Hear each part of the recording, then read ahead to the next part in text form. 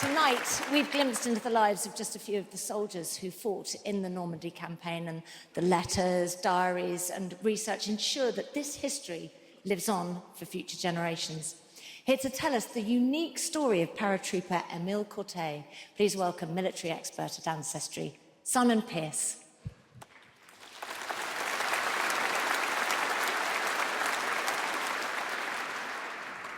Emile Courtil was born in Lambeth, South London in 1924.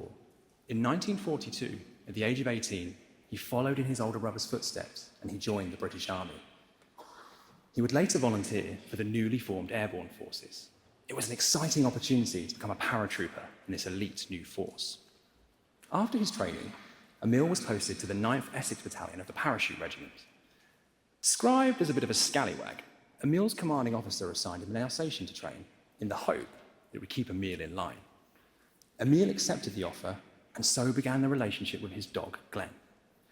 Dogs were widely used by the British Army throughout the war, and many were put through their paces at the War Dogs Training School. Remarkably, Glenn was a paradog. These incredible canines were taught to jump from their plane by themselves. Upon landing, they would assist with mine detection, guard, and patrol duties. These trained dogs could distinguish between friend or foe based on their scent, which became vitally important at night.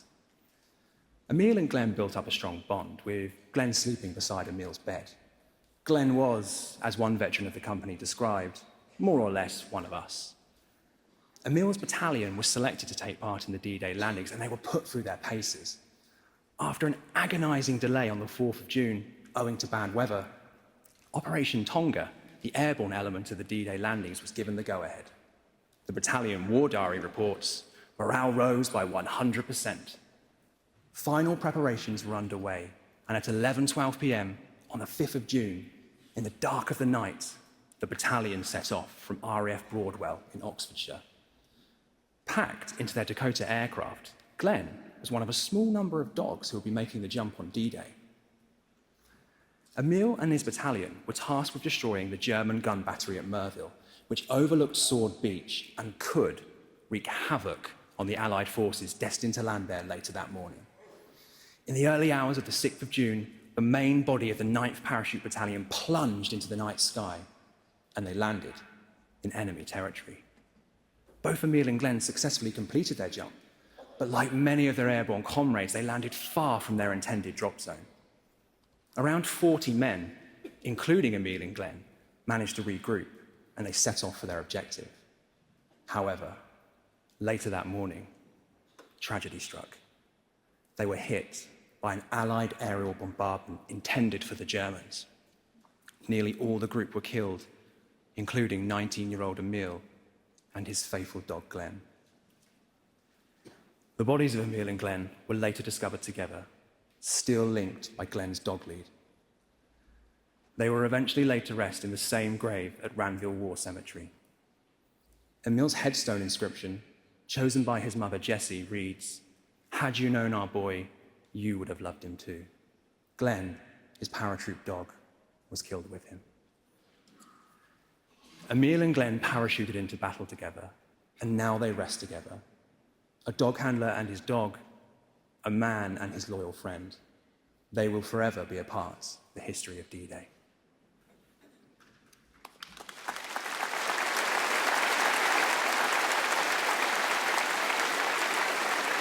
So I'm lucky enough to be here with Emile's great-nephew, Trevor Cortet. Trevor, welcome.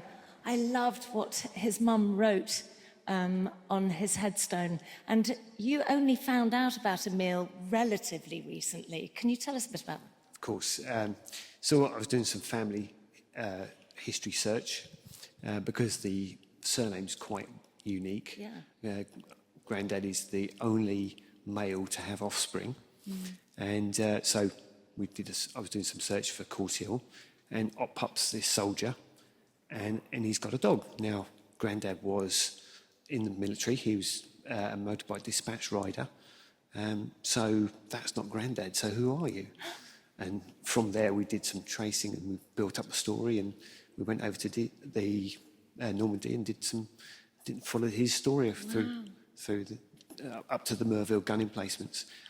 And what I loved was they said that he was quite a kind of excitable chap, and they thought they'd get him this dog to kind of calm him down a bit.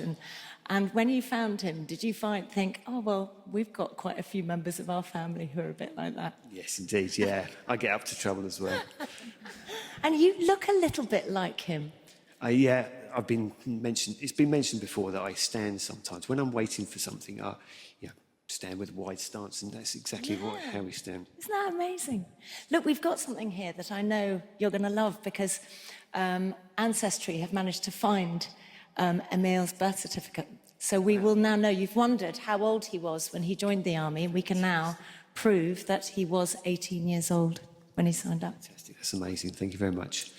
There's something else we wanted to show you. If you look up at the screens here, at the British Normandy Memorial, we found his name as well.